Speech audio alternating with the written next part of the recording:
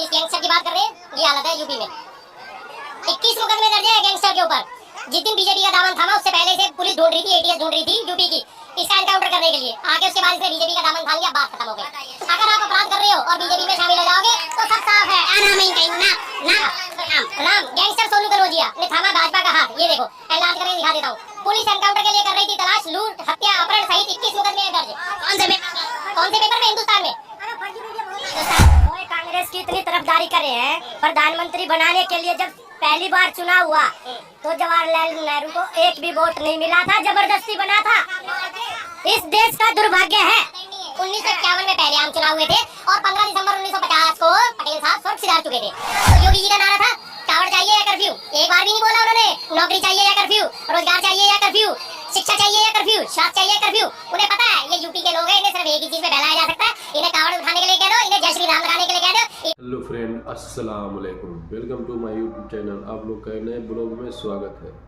अभी हम लोग रिएक्शन वीडियो शुरू करने जा रहे हैं। आप लोग वीडियो में बने रहिए। वीडियो हमारा अच्छा लगे तो लाइक, शेयर और हमारे चैनल को सब्सक्राइब जरूर करिएगा। और थोड़ा हमारा आवाज़ क्लियर नहीं आएगा तब ये थोड़ा मिस्टेक चल रहा है। वीडियो को स्टार्ट करते हैं। जिस गैंगस्टर की बात कर रहे हैं ये हालत है यूपी में। 21 मुकदमे दर्ज है गैंगस्टर के ऊपर। जिस दिन बीजेपी का दामन थामा उससे पहले से पुलिस ढूंढ रही थी, एटीएस ढूंढ रही थी यूपी की इसका एनकाउंटर करने के लिए। आगे उसके बाद इसने बीजेपी का दामन थाम लिया, बात खत्म हो गई।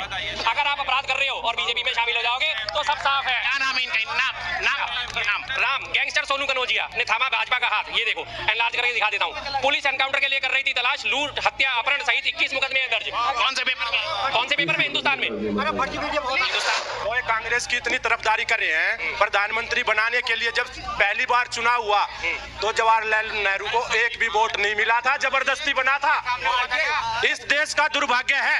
1951 में पहले आम चुनाव हुए थे और 15 दिसंबर 1950 को पटेल साहब स्वर्ग सिधार चुके थे। तो योगी जी का नारा था कावड़ चाहिए या कर्फ्यू। एक बार भी नहीं बोला उन्होंने नौकरी चाहिए या कर्फ्यू, रोजगार चाहिए या कर्फ्यू, शिक्षा चाहिए या कर्फ्यू, स्वास्थ्य चाहिए कर्फ्यू। उन्हें पता है ये यूपी के लोग हैं, इन्हें सिर्फ एक ही चीज में बहलाया जा सकता है। इन्हें कावड़ उठाने के लिए कह दो, इन्हें जय श्री राम लगाने के लिए कह दो। इन्हें नौकरी से किसी चीज से कोई लेना देना नहीं है। अब ये यूपी की जो कह रहे हैं क्राइम रेट बढ़ गया है। अभी आपने देखा कि क्राइम रेट बढ़ गया है, लेकिन आप सिर्फ उसका रिपोर्ट देख रहे हैं, एक्चुअली रिपोर्ट लिखा डाटा देख रहे हैं। लेकिन मैं ग्राउंड रिपोर्ट देख रहे हैं, मतलब ये मैं फील करके आया हूँ कि मुझे मेरे साथ क्या हुआ था पहले। तो आप ऐसे रिकॉर्ड देख रहे हैं, रिकॉर्ड में क्या चीज है। अब रिकॉर्ड की तो ये नहीं वैल्यूएशन। रिकॉर्ड का विश्वास नहीं करेंगे, रिकॉर्ड का विश्वास नहीं करेंगे। इन्हें अगर मतलब एक बड़ी पुरानी कहावत है, बहुत देहातों में चलती है कि मैंने पी लिया और मेरे घोड़े ने पी लिया तो अब कुएं तू ढह जा। मतलब मेरी प्यास बुझ गई और मेरे घोड़े की प्यास बुझ गई तो वो कुएं को ढह जाना चाहिए। अब कुएं की जरूरत नहीं है। अगर ये आज सेफ घूम रहे हैं तो इन्हें बाकी यूपी में 24 करोड़ लगभग जो आबादी है उससे इन्हें कोई मतलब नहीं है कि उनके साथ गलत हो रहा है या सही हो रहा है। अगर आज ये यहाँ से घर तक अपने सही पहुंच गए तो ये खुश है। लेकिन बाकी जो बहन बेटी हैं जिनके साथ अत्याचार हो रहा है, जिनके साथ सरेआम गोलियां चलाई जा रही है, जिनके ऊपर सरेआम डकैतियां डल रही है घरों में घुस घुस के, उनसे इन्हें कोई मतलब नहीं है। डाटा इन्हें कभी मायने नहीं रखता क्योंकि इनके ऊपर नहीं बीती है। जब इनके ऊपर बीत जाएगी उस दिन ये हाहाकार मचाएंगे, यार यहाँ थे ये क्या हुआ, ये क्या हुआ। भाई ऐसा कुछ नहीं होता। मेरे साथ आज तक कोई वारदात नहीं हुई तो इसका मतलब क्या मैं मान लूं कि दिल्ली सेफ है?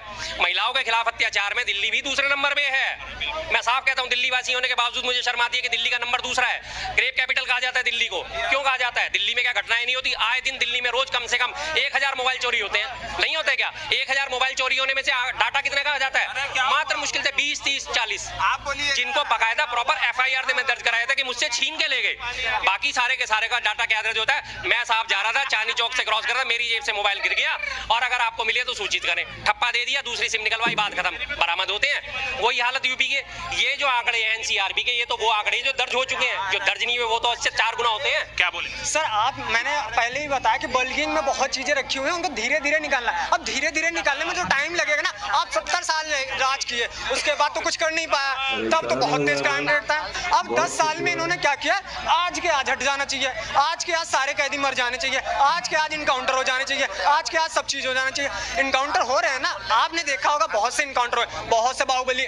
आज अभी रिसेंटली केस चल रहा है धनंजय सिंह के ऊपर, जो कि पूर्वांचल का सबसे बड़ा गढ़ है और सबसे ज्यादा मुद्देदारी यूपी का सबसे बड़ा मुद्दा इस समय धनंजय सिंह का है, जिनको अरेस्ट वारंट पे या उनको जेल दिया गया।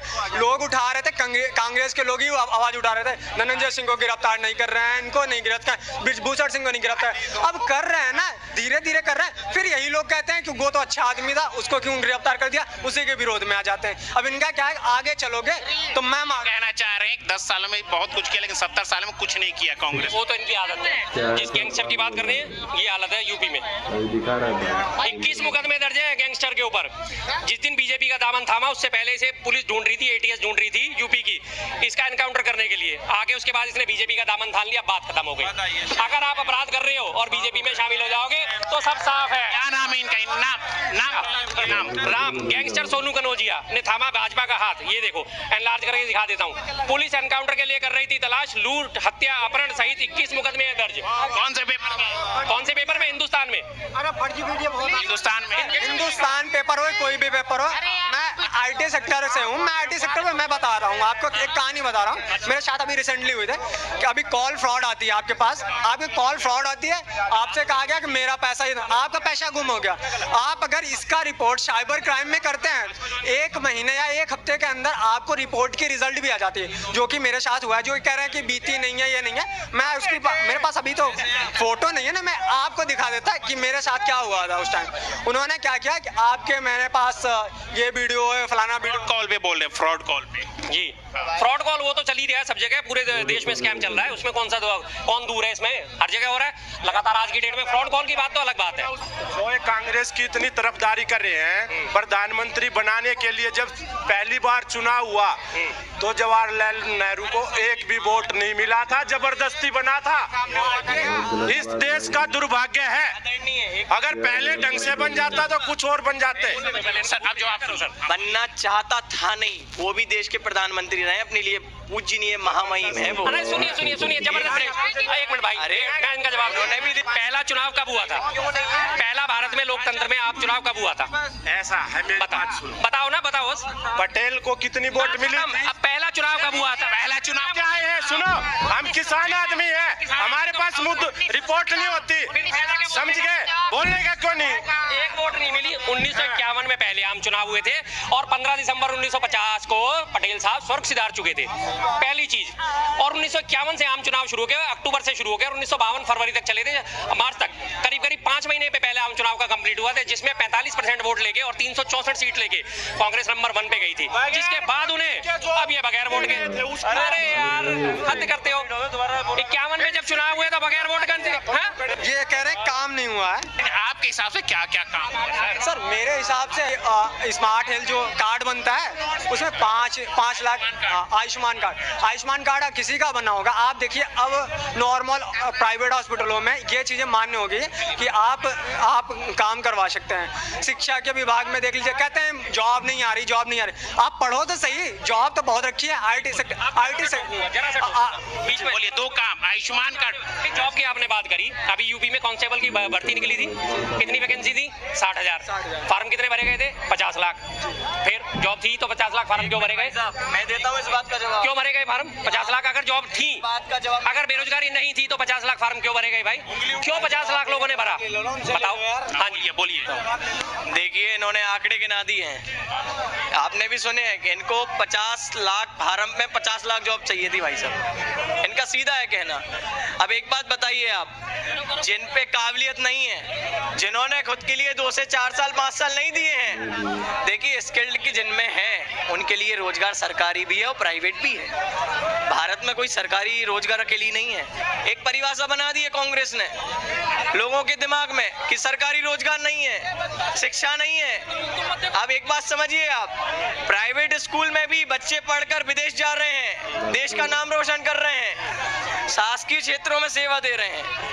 ऐसे ही इसमें है जॉब के मामले में, प्राइवेट जॉब में बोलिए पैसा कमा रहे हैं। नहीं, ये इन्होंने कहा ना कि अरे यार, पेट तो कुत्ता भी भरता है, उसका क्या है? पेट तो कुत्ता भी भरता है, तो इसका क्या मतलब हुआ? आपने कहा कि बेरोजगारी नहीं है, बेरोजगारी नहीं है। मैं उसका उदाहरण दे रहा हूँ कि अगर बेरोजगारी नहीं थी तो 50 लाख फार्म क्यों भरे गए? रही बात 50 लाख फार्म में से ये बंदा सही है या गलत है, ये चुनना किसका काम है? जो एजेंसी एग्जाम कंडक्ट करा रही है, आप एग्जाम लोगे, उसमें तय होगा ना कि सही कौन और गलत कौन। लेकिन उससे पहले 50 लाख आपको बेरोजगार रोजगार तो मिल गए ना खड़े हुए। इन्होंने अभी कहा कि जो लोगों के, मैं आराम से बोल रहा हूँ, जो लोगों के रोजगार नहीं मिले हैं 50 लाख के आंकड़े में, बाकी सब बेरोजगार हो गए। यदि उन पर काबिलियत है ना तो उनको हाथों हाथ लेने खड़ी है, चाहे वह सरकारी कंपनी हो अन्य और चाहे प्राइवेट कंपनी हो। और इन्होंने कहा कि कुत्ता भी पेट भर लेता है, मतलब इनकी नजरों में कोई जो जमीनी स्तर पे काम करके अपना घर परिवार चला रहा है, देश में योगदान दे रहा है, अपने जीवन को समृद्ध करने की कोशिश कर रहा है, उनकी कोई बकत नहीं है क्या? फिर बिल्कुल है, बिल्कुल है, बिल्कुल है। आपने कहा कि काम तो अगर ऐसा कर लो, पढ़े लिख के MBA करके MPhil करके PhD धारक डिग्री धारक बंदे अगर MTS का फॉर्म भर रहे हैं तो क्या वो रोजगार है? क्या वो रोजगार है? MTS का SSC का पीछे एग्जाम हुआ था, MA वाले PhD वाले बकायदा डॉक्टरेट करे। MTS क्या होता है? मल्टीटास्किंग सर्विसेज, जिसे पुराने जमाने में चपरासी कहा जाता। अगर एक पोस्ट ग्रेजुएट बंदा चपरासी की पोस्ट के लिए अप्लाई कर रहा है तो क्या हुआ? वो क्या क्या तरक्की करी आपने कहा कि पढ़ने लिखने की बात है, तो ये 50 लाख लोग सारे के सारे 18 साल से ऊपर थे, पढ़े लिखे थे, न्यूनतम योग्यता जो है पेपर देने की वो पूरी करते थे, तभी उन लोगों ने फॉर्म भरा ना। अब उनमें योग्यता है या नहीं है कांस्टेबल बनने की, वो तो एजेंसी तय करेगी ना। अगर उनमें योग्यता नहीं हो तो जाहिर सी बात है कि होने के बावजूद भी नहीं मिलेगा, क्योंकि वैकेंसी लिमिटेड है। वैकेंसी थी मात्र 60,000, ठीक है ना, मिलेगी जॉब 60,000 को, लेकिन वो भी कब मिलेगी? जब पेपर कंडक्ट हो जाएगा। पेपर कंडक्ट हुआ, एग्जाम लीक हो गया, एग्जाम लीक होते मामला गया ठंडे बस्ते में, पेपर हो गया कैंसिल। और ये कहानी आज से नहीं चल रही है, 2017 से आज 2024 आ गया। पिछले 7 सालों से लगातार यूपी में 9 पेपर अब तक लीक हो चुके हैं। पेपर होता है, एग्जाम कंडक्ट होता है, उसके बाद पेपर लीक कर दिया जाता है, पेपर लीक होने के बाद पेपर कैंसिल कर दिया जाता है। अब तुम जाओ खड्डे में, अब तुम मौज लो, अगले पेपर की अगली बात देखेंगे। अब उन्होंने पीछे क्या कहा था? कांस्टेबल का एग्जाम कैंसिल कर दिए, अगले 6 महीने बाद हम इसको देखेंगे, तब तक चुनाव निपट जाएगा। तब तक उससे पहले क्या योगी जी का नारा था? कावड़ चाहिए या कर्फ्यू? एक बार भी नहीं बोला उन्होंने। नौकरी चाहिए या कर्फ्यू, रोजगार चाहिए या कर्फ्यू, शिक्षा चाहिए या कर्फ्यू, स्वास्थ्य चाहिए कर्फ्यू। उन्हें पता है ये यूपी के लोग हैं, इन्हें सिर्फ एक ही चीज पे बहलाया जा सकता है। इन्हें कावड़ उठाने के लिए कह दो, इन्हें जय श्री राम लगाने के लिए कह दो, इन्हें नौकरी से किसी चीज से कोई लेना देना नहीं है, और ये लोग ये साबित करते हैं इस चीज। देखिए, ये बात तो स्पष्ट है कि यदि कांग्रेस की विचारधारा की तरफ कोई भी कार्यकर्ता झुक गया तो वो एक आदमी की तरफ झुक जाता है। उसको संविधान से कोई मतलब नहीं है, उसको आस्था से कोई मतलब नहीं है। जैसे अभी इन्होंने स्पष्ट किया, इन्होंने हर मुद्दे को छोड़ के भगवान श्री राम को। हेलो फ्रेंड, अभी तक आप लोग को वीडियो अच्छा लगे तो हमारे चैनल को सब्सक्राइब जरूर करिएगा, वीडियो को ज़्यादा से ज़्यादा शेयर कीजिएगा। मिलते हैं आपसे नेक्स्ट कोई रिएक्शन वीडियो में, तब तक के लिए बाय।